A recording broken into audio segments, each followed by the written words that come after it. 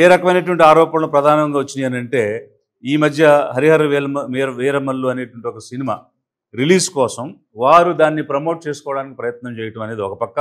ఈ సినిమా వాళ్ళు టికెట్స్ గురించి, ధరల గురించి అడగాలన్నప్పుడు మీరు ఒక ఛాంబర్ లాగా వచ్చి మాట్లాడాలి, కానీ ఎవరంటే వాళ్ళు వచ్చి అడిగితే వాళ్ళకేమి మేము పెంచే పరిస్థితి లేదు. మీకు ప్రోటోకాల్ లేదా? సీఎం వచ్చి కలవాల్సిన అవసరం లేదా? గవర్నమెంట్ ఏర్పడి ఇంతకాలం అయిన తర్వాత మీరు ఎవరో వచ్చి మీరు ప్రోటోకాల్ ప్రకారం కలవరా, కలిసి వారిని సాకారం చేసుకోరా అని ఇలాంటి మాటలన్నీ మాట్లాడి ఈరోజు వారి సినిమాకి అన్ని ట్యాక్స్లు కలిపి ఇంచుమించు 600 నుంచి 700 రూపాయలు టికెట్ పెట్టుకునే విధంగా ధర పెంపొందించుకున్నారు. ఆ ధర పెంచే అంశం ఫైల్ కూడా నేనే పరిశీలి చేశానని ఆయనే స్వయంగా చెప్తున్నట్టు ఈనాడు పేపర్లో వచ్చినటువంటి అంశం కనిపిస్తూ ఉంది. అది దానికి వేరే శాఖ ఉంది, సినిమాటోగ్రఫీ మినిస్టర్ వేరు. అసలు నీ మినిస్ట్రీలో ఉన్నటువంటి ఫైల్స్ మీదేమో నీకు చాలా పూర్ ర్యాంక్ వచ్చింది పర్ఫార్మెన్స్లో, నీ ఫైల్స్ మీరు క్లియర్ చేయడం లేదు.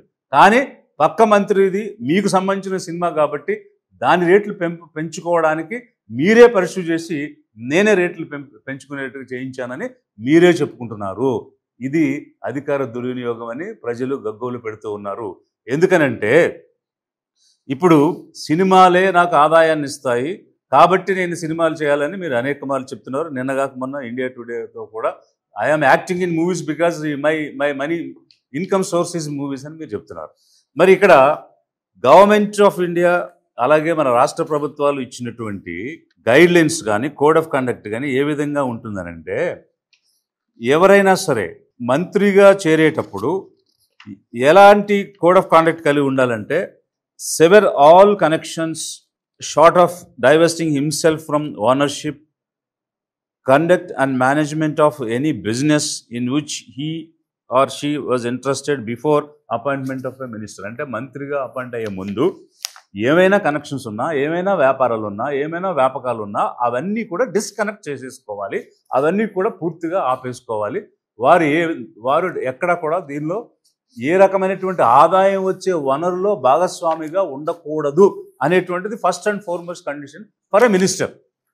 అలాంటి పరిస్థితుల్లో మీరు మంత్రిగా ఉండి నాకు ఆదాయం వచ్చే అంశమే వ్యాపకమే నా సినిమాలు, అందుకే నేను సినిమాలు యాక్ట్ చేస్తున్నానని మీరు ఓపెన్గా ఇండియా టుడే లాంటి ఒక టీవీ ఛానల్కి మీరు ఓపెన్గా చెప్తున్నారంటే మీరు కన్ఫెషన్ స్టేట్మెంట్ ఇచ్చారు. నేను తప్పు చేశాను, మంత్రిగా ఉండి చేయకూడని పని చేస్తున్నాను, ఎందుకంటే నాకు డబ్బు వచ్చే మార్గం అదే కాబట్టి ఆ పని నేను చేస్తున్నానంటే మినిస్టర్గా వచ్చేటువంటి ఎమాల్యుమెంట్స్, దానికి ఉండేటువంటి ప్రోటోకాల్, సెక్యూరిటీ అన్ని అనుభవిస్తూ ఇక్కడ వచ్చేటువంటి అన్ని తీసుకుంటూ ఈ పదవిని వాడుకుని ఈ పదవి ద్వారా ప్రమోషన్ చేసుకుని ఇతర ఆదాయాలు సంపాదించుకుంటున్నానని మీరే చెప్పేస్తున్నారు.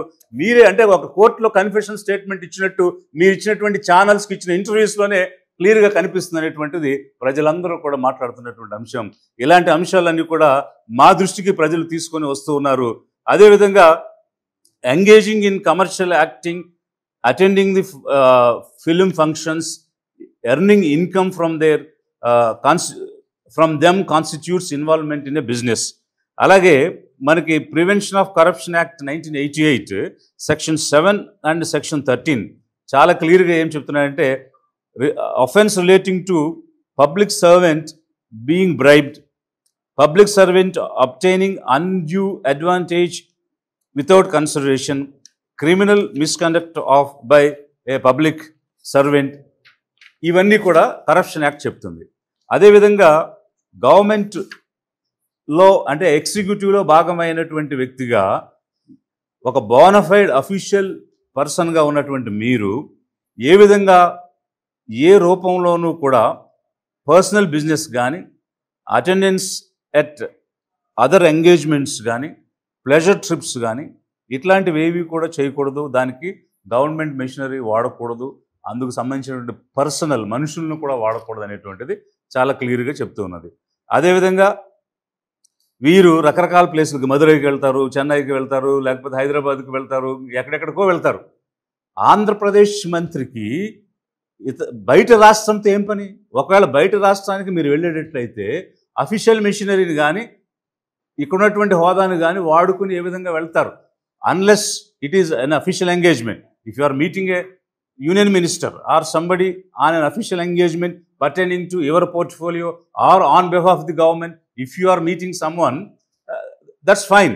But మీరు మానాడు మదురైలో మానాడు సభకు వెళ్తారు, అక్కడ హైకోర్టు ఏమని ఇచ్చింది, ఎలాంటి రాజకీయమైనటువంటి ప్రసంగాలు చేయకుండా మీరు రిలీజియస్ కార్యక్రమం చేసుకోమని పర్మిషన్ ఇచ్చి ఆ మీటింగ్ పెట్టారు వాళ్ళు. అలాంటి చోటకు వెళ్ళి మీరు కంప్లీట్గా పాలిటిక్స్ మాట్లాడుతున్నారు. మరి ఆంధ్రప్రదేశ్ రాష్ట్రం నుంచి మదురైకి వెళ్ళడానికి మీకేం అఫీషియల్ ఎంగేజ్మెంట్ లేదు కదా, that is not an official engagement. అలాగే మీరు చెన్నైకి వెళ్ళి ఇంకొకటి ఏదో చేస్తారు. సో ఇట్లా ఈ రకమైనటువంటి మిస్యూజ్, మళ్ళీ అఫీషియల్ మెషినరీని అందరినీ తీసుకుని మీరు సినిమా షూటింగ్స్కి వెళ్తున్నారు. ఓకే, ఒక సెక్యూరిటీ రీజన్ ఉండి సెక్యూరిటీ కోసం మీరు అఫీషియల్ సెక్యూరిటీ తీసుకెళ్లారంటే దాన్ని అర్థం చేసుకోవచ్చు. ఒకవేళ అలాంటి థ్రెట్ ఉంటే డెఫినెట్గా state will provide security for you. దాని గురించి మిస్యూజ్ అనేటువంటి మాట ఏమి లేదు. కానీ మీ పదవిని, మీ హోదాని, ఇప్పుడు సినిమాటోగ్రఫీ మినిస్టర్ ఫాలోఅప్ చేయాల్సిన ఫైల్ని నేను ఫాలోఅప్ చేశానంటారు, మీ సినిమాకి టికెట్లు పెంచుకున్నానని చెప్తారు. సో ఓపెన్గా మీరు కన్ఫెస్ చేసేస్తున్నారు, నా పదవిని అధికారాన్ని దుర్వినియోగం చేసి నా ప్రమోషన్ చేసుకుంటున్నాను, నా ఫిలింకి ఎక్కువ అమౌంట్ పెట్టి పేదల యొక్క ఏమనాలి దాన్ని, వాళ్ళ కష్టార్జితాన్ని లాక్కుంటున్నాం. అంటే 150-200తో సినిమా చూడగలిగే వాళ్ళని మీరు 700 పెట్టి సినిమా టికెట్ కొనిపిస్తున్నారు. అందులో చాలామంది పేదలు ఉంటారు. సినిమా అంటే ఆహ్లాదం అని చెప్పి, ఇంట్రెస్ట్ అని చెప్పి, ఫ్యాన్స్ అని చెప్పి ఎక్కడైనా అప్పైనా చేసి తెచ్చి వాళ్ళు సినిమా టికెట్ కొనుక్కుని వెళ్ళేటువంటి పరిస్థితి ఉంటుంది. టికెట్ రేట్స్ అనేటువంటివి ఇక్కడ ఉండేటువంటి లివింగ్ స్టాండర్డ్స్ని బట్టి, ఎకనామిక్ సిచ్యువేషన్ బట్టి, ఇన్ఫ్లేషన్ బట్టి ఫిక్స్ చేస్తుంది గవర్నమెంట్. అలాంటిది ఎందుకనంటే అఫోర్డబిలిటీ అనేది ఇంపార్టెంట్. అందరూ చూడాలి వినోదం, అందరికీ కావాలి కాబట్టి.